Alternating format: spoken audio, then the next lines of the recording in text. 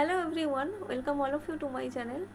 অনেক অনেক দিন পর আবার তোমাদের সাথে দেখা। সবাই নিশ্চয়ই ভালো রয়েছো এবং ভালো থাকতেই হবে লড়াই করার জন্যে।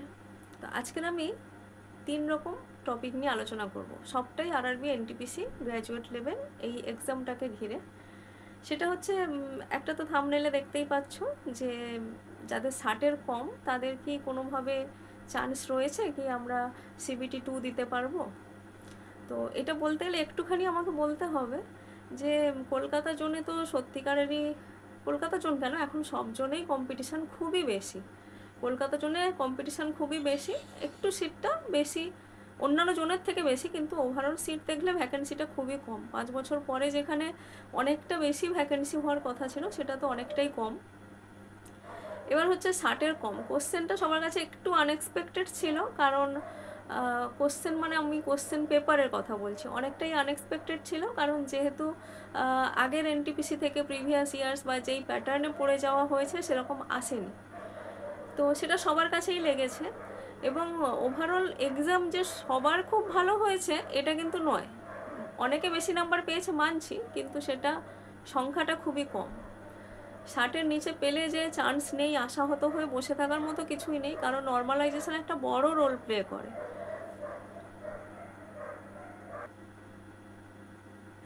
তো বড় রোল প্লে করে বলতে, যেমন আরআরবি টেকনিশিয়ানের ক্ষেত্রে অনেকেই দেখেছো কি শিলিগুড়ি জোনে যারা ফর্ম ফিল আপ করেছিল তাদের অনেকটা 30-40 মার্কস করে ইনক্রিজ হয়েছে। 43 নাম্বার ইনক্রিজ হওয়াটা তো ভাইরাল হয়েছিল। তো ওটা কি হয়েছিল যে কোন জোনে কতটাকে ফর্ম ফিল আপ করেছে, এবং সবচেয়ে বড় কথা কে কেমন এক্সাম দিয়েছে তো কেউ বলতে পারবে না, তাই না? কলকাতা জোনে কেউ 85 পেয়ে চাকরি পায়নি, সেখানে শিলিগুড়ি জোনে কেউ দেখা গেছে 53-54 পেয়ে চাকরি পেয়ে গেছে। তো যে ছেলেটা বা মেয়েটা 53 বা 54 পেয়েছিল সে তো হয়তো আশাই করেনি কি আমি চাকরি পাবো এত কম্পিটিশনের দুনিয়ায়। তো সেটা তো একটা রাউন্ড ছিল বলে হয়তো পেয়ে গেছে, কিন্তু এইটাতে এনটিপিসিতে তো 2টো রাউন্ড, CBT 2 রয়েছে। আর যেহেতু 15 গুণ ক্যান্ডিডেটকে ডাকবে বলা রয়েছে, 15 গুণ মানে কিন্তু বেশ অনেকটাই। যদি 1380-র মতো কলকাতা জন্য ভ্যাকেন্সি হয়, তো সেখানে প্রায় 20,700-800 লোককে তো CBT 2-তে ডাকবে। তো এখন 65-র ওপরে, 60-এর ওপরে, কি 70-এর ওপর, 80-র ওপর, সত্যি কি 20,000 লোকে পেতে পারার মতো কোশ্চেন ছিল? মানে আমি আশার সঙ্গে, মানে পজিটিভ যুক্তিগুলো দিয়ে বোঝাচ্ছি। সেই জন্য আশাহত না হয়ে আমার মনে হয় পড়াশোনাটা করা উচিত। এবং যাদের তো মানে এটা আছে, এনটিপিসি 12 লেভেল আছে, তাদের তো কাজে লাগবে, গ্রুপ ডি থাকলেও কাজে লাগবে, এবং হয়তো খুব অল্প সংখ্যক লোকই আছে যারা কিনা শুধু গ্র্যাজুয়েটটা, বা হয়তো যদি বেশিও থাকে শুধু গ্র্যাজুয়েট লেভেলটা দিয়েছে। তো তাদের পক্ষে আমার মনে হয় যেদিন রেজাল্ট বেরোবে তখন তো হঠাৎ করে এতে ডেটটাও দিয়ে দেবে, যে পরীক্ষার ডেট দিয়ে দেবে। এবং রেলওয়ে দেখলাম যে প্রিভিয়াস পরীক্ষাগুলো যা ফার্স্ট সব এক্সাম নিয়ে রিক্রুটমেন্ট করে দিচ্ছে। তো 3-4 মাসের মধ্যে আশা করা যায় এটারও CBT 2 এর মানে ডিক্লেয়ার করে দেবে, মানে পরীক্ষা দিনক্ষণ সব কিছু। তো তখন তো কম্পিটিশান থেকে পিছিয়ে পড়বে, সেই জন্য আমার মনে হয় প্রিপারেশানটাকে চালিয়ে রাখা উচিত। তবে হ্যাঁ, কম্পিটিশান যা দেখলে মনে হয় হয়তো 60-এর নিচে একটু কম চান্স রয়েছে, তবু আমার মনে হয় কি প্রিপারেশানটা চালানো উচিত। খুব পজিটিভ যুক্তি দিয়ে বলছি যে চালানো উচিত, কারণ 47খানা শিফটের মধ্যে নর্মালাইজেশান তো মানছি হয়তো রেলওয়ে 2-4টে শিফট খুবই টাফ করেছে, বেশিরভাগ শিফটই মডারেট টাফ, আর 2-4টে শিফট একটু জিএসডিকেগুলো সোজাই এসেছিলো, কিন্তু ওভারঅল তো আমার মনে হয় যে একটা এতগুলো শিফট মানে তো কিছু নাম্বারের ডিফারেন্স হবেই। তো কে বলতে পারে কি যার বেশি নাম্বার আছে তার হয়তো নর্মালাইজেশন কম বাড়লো, বা অনেক সময় কমেও যায়, তবে রেলে একটু কমা ব্যাপারটা কমই হয়, বাড়েই মোটামুটি অল্প হলেও। তো আমি সে তর্কে না গিয়ে আমার মনে হয় পড়াশোনাটা করা উচিত। হয়তো চান্স থাকতেও পারে, সেটা কেউই জানে না।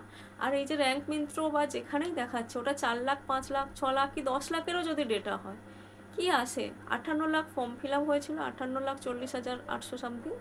তো সেখান থেকে যদি 50%, 52%ও হয়, প্রায় 30 লাখও যদি পরীক্ষা দেয়, 30 লাখের মধ্যে কি 6-7 লাখ ডেটাতে বলা সম্ভব? সম্ভব নয়। এবার আসে দ্বিতীয় যে বিষয়টা, সেটা হচ্ছে আমার স্কোর কত। আমার স্কোরও খুবই খারাপ, অনেক অনেক ভুল করেছি। অনেকেরই হয়তো আমার মতো অবস্থা হয়েছে।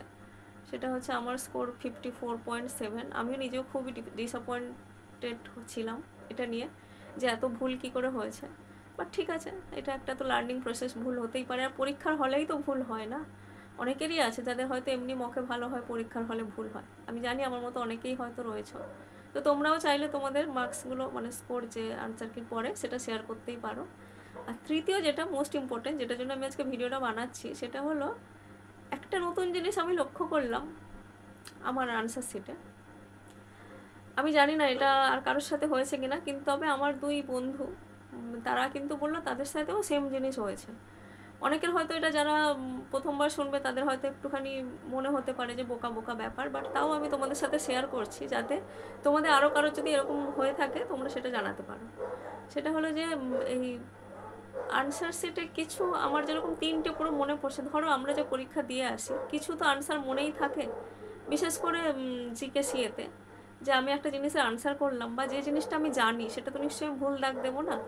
যেরকম আমার ছিল যে স্মার্ট সিটি মিশন কিন্তু আমি জানি 2015, এবং আমি করে এসে বলছি যে এটা আমি 2015 করেছি, কিন্তু ওখানে দেখাচ্ছে আমি 2014-তে দাগ দিয়েছি, মানে যেটা একটা অবিশ্বাস্য ব্যাপার। আচ্ছা, তারপর একটা ম্যাথস যার উত্তরটা পুরো আমার মনে ছিল, হয় না একটা বড় ম্যাথস করার পর মনে হয় ও এটা উত্তর বেরিয়েছিল, সেটা পুরো দেখাচ্ছে আমি অন্য জায়গায় টিক দিয়েছি। এবং একটা রিজনিং, এই তিনটে আমি পুরোপুরি রিকল করতে পেরেছি, যেগুলো কিনা আমি যা উত্তর মনে আছে আমার বা করেছি প্রপারলি মনে আছে যে আমি করেছি, সেগুলো আমাকে দেখাচ্ছে আমি অন্য অপশানে দিয়েছি। এবং এটা আমার দুটো বন্ধু, তারাও সেম জিনিস বললো যে তাদের দু তিনটে কোশ্চেন তাদেরও নিশ্চয়ই মনে ছিল এরকম হয়েছে। তো তোমাদেরও কারোর সঙ্গে যদি এরকম হয় তো তোমরা সেটা শেয়ার করতে পারো। যদি মানে এটা কোনো হতে পারে কোনো টেকনিক্যাল গ্লিচ বা কিছু, অনেক জায়গায় তো অনেক টেকনিক্যাল সমস্যাও হয়েছে, তবে এইরকম সমস্যাটা সত্যিকারেরই নতুন সমস্যা, যেটা সত্যি আমার সাথে হয়েছে এবং আমার দুটো বন্ধুও সেম জিনিস শেয়ার করেছে। তো তোমাদের সাথে যদি জিনিসটা সবার সাথে হয় তাহলে ভালো, যে আমি একটা জিনিস ঠিক করতে গিয়ে ভুল হওয়া মানে তো অ্যাকচুয়ালি -1.33 হয়ে গেল না, যেটা আমি পজিটিভ ভেবে দিয়েছিলাম। তো তোমরাও এই জিনিসটা যদি হয়ে থাকে শেয়ার করো। আর সবাইকে বলবো ভালো করে আগামী এক্সামের জন্য প্রিপারেশান নিতে থাকো। পরিস্থিতি সত্যি খুব খারাপ, সেখানে নিজেকে ঠিক রাখতে হবে, মানে শান্ত শিষ্ট ধৈর্য, মানে যা হয় আর কি, ধৈর্যবান হওয়া ভালো, মানে ঠান্ডা মাথায় পরীক্ষা দিয়ে যেতে হবে আর কি। সবাইকে ভালো থাকতে হবে। Thank you.